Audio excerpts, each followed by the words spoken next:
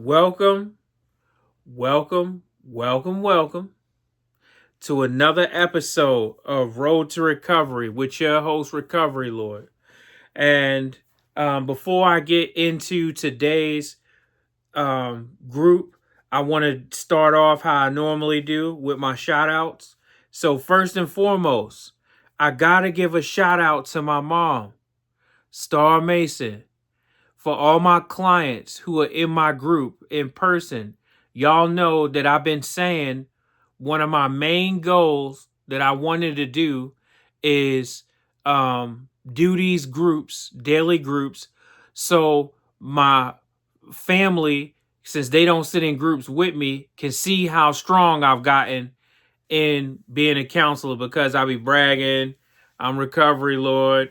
Oh, okay, got the shirt on, hold hands and say it.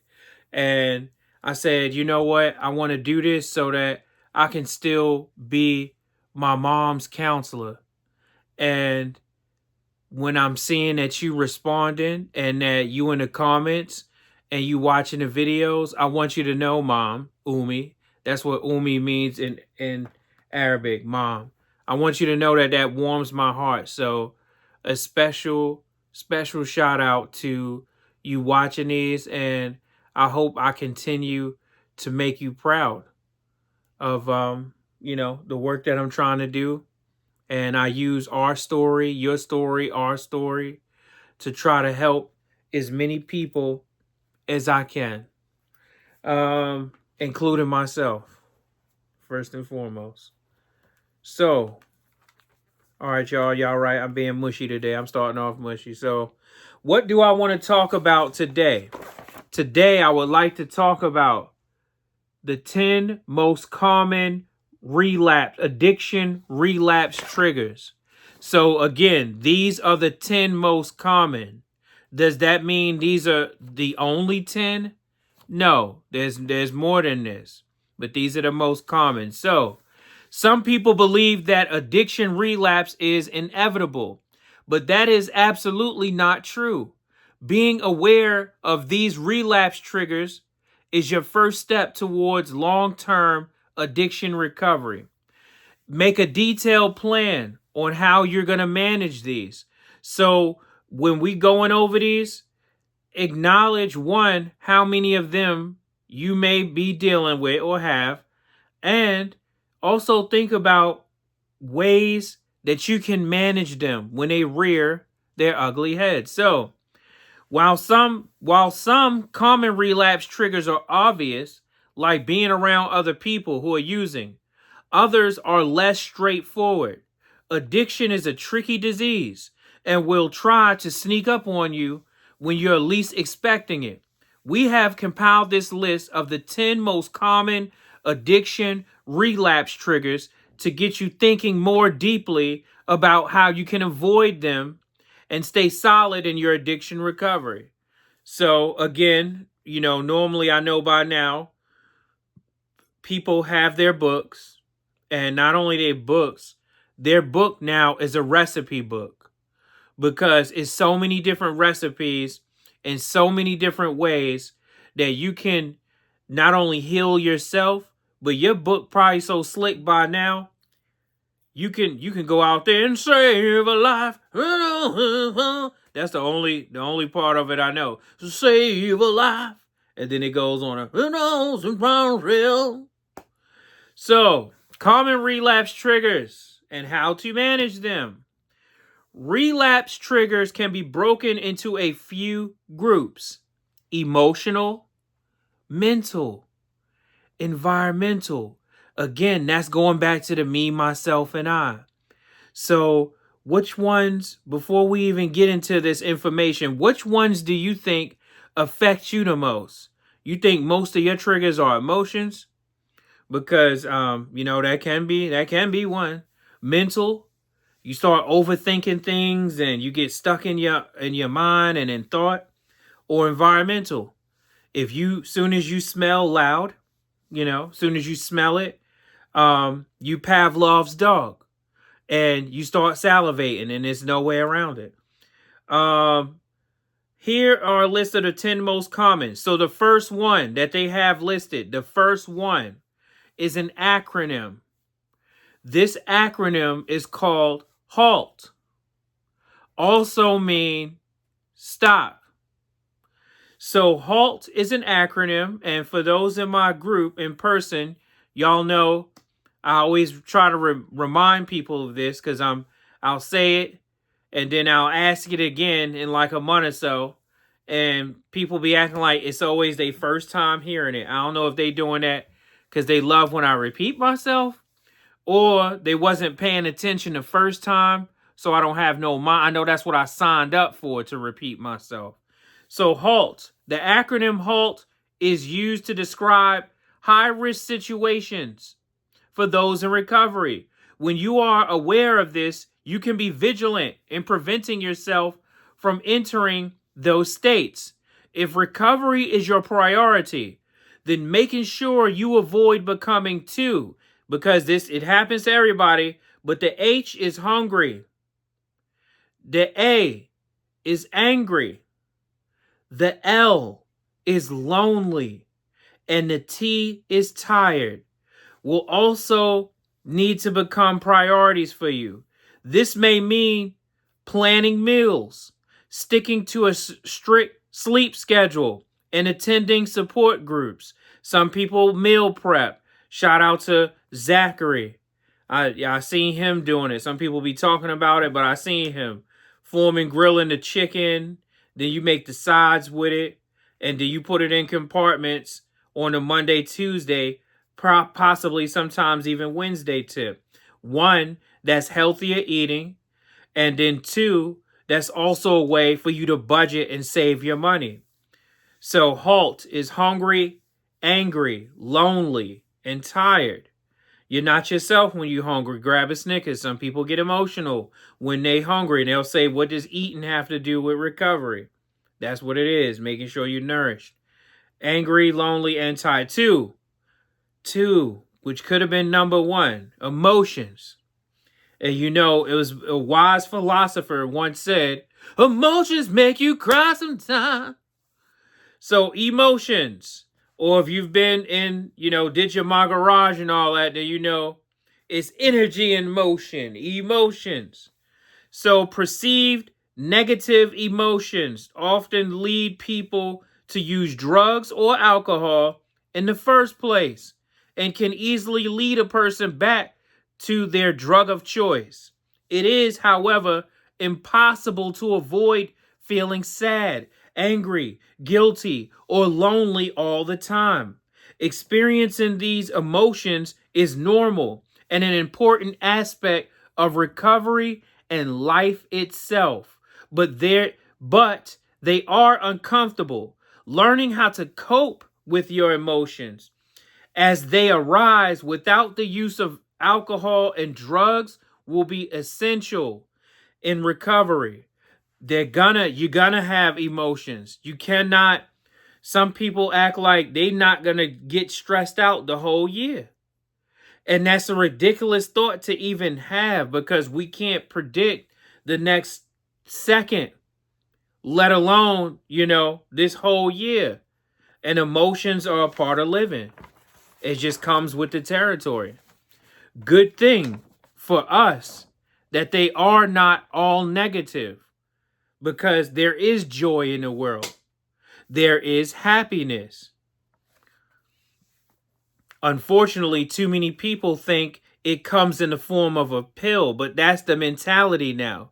Because even when you watch in television, every 5 minutes, you got this going on, it's a pill for this. You got that going on, it's a pill for that. Number 3, stress. Stress, a big one. And whether you're in recovery or not, stress is real. And it probably kills more people than it gets credit for. Because you could work out every day, you could eat a salad, you could drink beet juice. But if you arguing and yelling and you stressed out all day, every day, all that shit is falling on deaf ears. So stress could possibly be the number one addiction relapse trigger. because its broad range of effects of the mind and body. Halt, which is the hungry, angry, lonely, and tired, can lead to stress, and can 1,000 other circumstances that will differ for each individual. Losing a job or a loved one, increased responsibility at home or work, and health problems can all create increased stress. The key here is being proactive about stress prevention and being mindful and honest about what causes stress for you. And there is a positive form of stress. Like, see, I had a rough day in recovery today, but I know I owe up a group. And I know that while people are invested and they watching the groups, I have to strike while the iron is hot. But that creates a form of stress for me. But see, all stress is not negative. You get your phone and you Google something, eustress. EUSTRESS. Eustress. And that's a healthy form of stress that helps some people have better focus, rise to the occasion, and make things happen, prove themselves wrong and everyone else who was on a wrong calculator and counted them out. Number 4, overconfidence. Becoming overconfident in recovery puts you at risk for relapse. How can you be overconfident? Always focusing on other people. Always trying to look at what somebody else need to work on. Like I said in group today, before you worry about who the hell else grass is not cut, you make sure yours is cut first. Having self-confidence is necessary, but becoming overconfident to the point of complacency crosses a line from healthy confidence to overconfidence, which you know is a sin because they call that being vain or being conceited, and that causes a risk of a relapse. Some people are overconfident and vain by thinking, relapse, overdose, all that has to do with somebody else, not them, because this has not happened to them yet. And I would say to anybody thinking like that, put your hands together like we do at the end and thank your higher power. Because even if you don't believe in him, clearly he believes in your monkey ass. If you have not had to deal with some of the consequences that other people have. After some time in recovery, as life starts to even out, you may begin to feel like you no longer need to follow a relapse prevention plan or need to get online on YouTube and look at Recovery Road to Recovery. You might think you are strong in your recovery, and I hope you do. But always make sure you leave yourself some room to allow yourself grace and understand that for as good as you are, as good as I feel I am, is always room for improvement. So that if risky situations may arise, you can meet them and be prepared for them. Stay humble by giving back to others if you can. And always remind yourself that addiction is a chronic disease. No matter how strong you feel, you can never be able to go back and just have one. That's your addiction making you think that you can enjoy one. You can get high and get drunk in peace. And if you've ever overdid it, woke up with a bunch of hangovers, woke up spending more money on it than you should have, then those are all signs that you cannot control it. And whatever box you think you're trying to put it in is going to pop up like Jack in a Box and maybe strangle the shit out your ass. You're right. That's a DMX bar. You're right. You're right. Number five. Number five. Mental or physical illness, depression, anxiety, and other underlying mental illnesses can trigger drug and alcohol relapse. Before I even read into this, stop treating some people like, oh, their depression, their anxiety. Let's acknowledge one thing, that on May, what is it, 19th or whatever the case may be, 2026, everybody has anxiety and everybody is depressed. Stop making it seem like everybody's normal, but the person that you want to take up for, defend, and give all these excuses to. At this time, everybody's depressed. Everybody has anxiety. The only difference that separates us is how we deal with it and how we manage it. Physical illness and pain can also put you at risk for relapsing, as your body is stressed. Prescription drugs for mental and physical illness can be mind-altering and trigger addiction and addiction relapse. Sharing that you are in recovery with your doctor and being insisted about providing non-addictive prescription drug alternatives is important.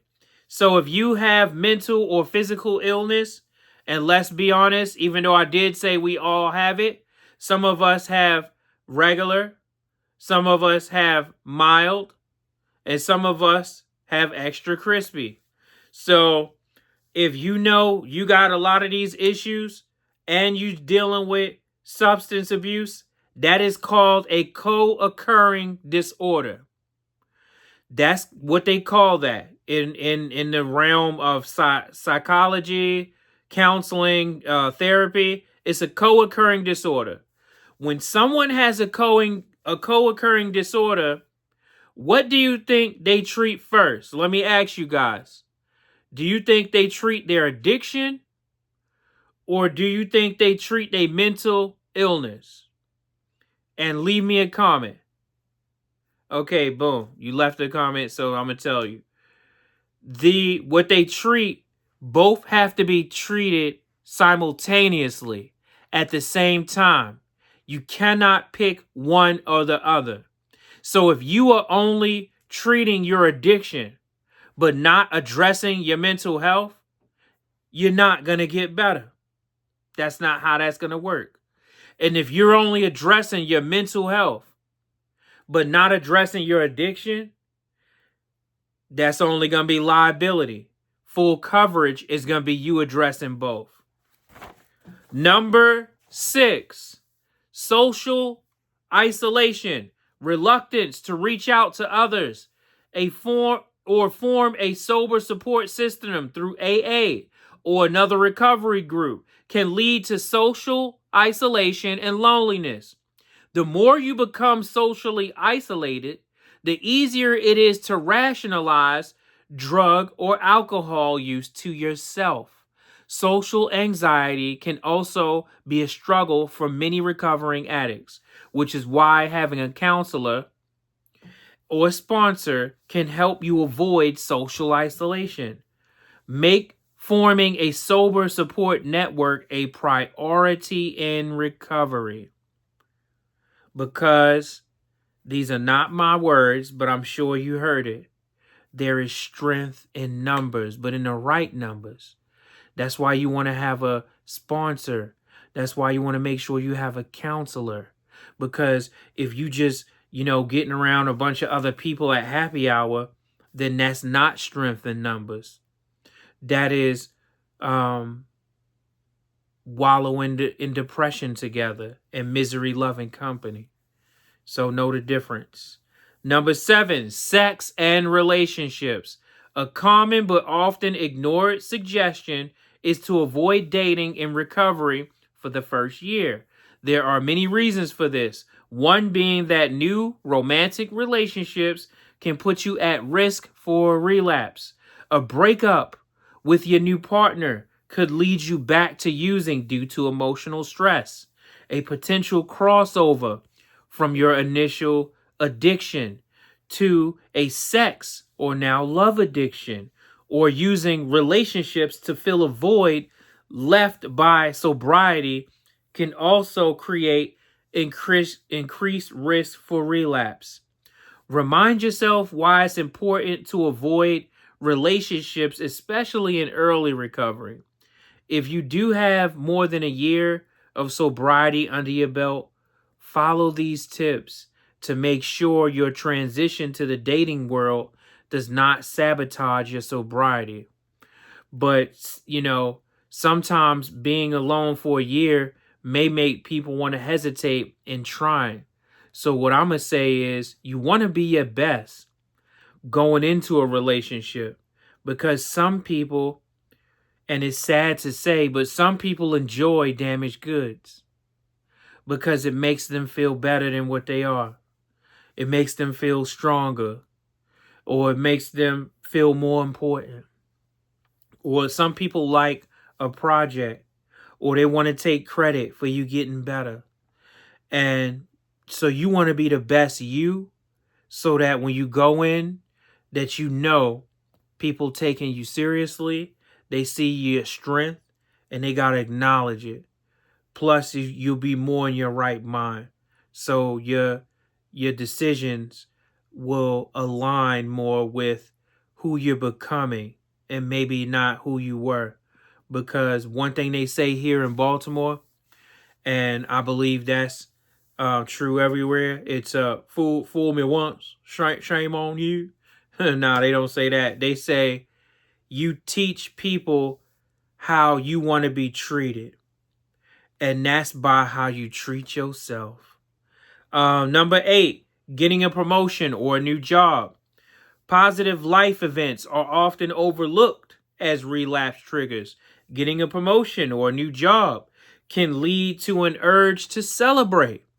You may fall into a false idea that is celebrating with a drink or drug just this once, it's going to be okay. Increased income can also trigger thoughts of being able to afford your drug of choice.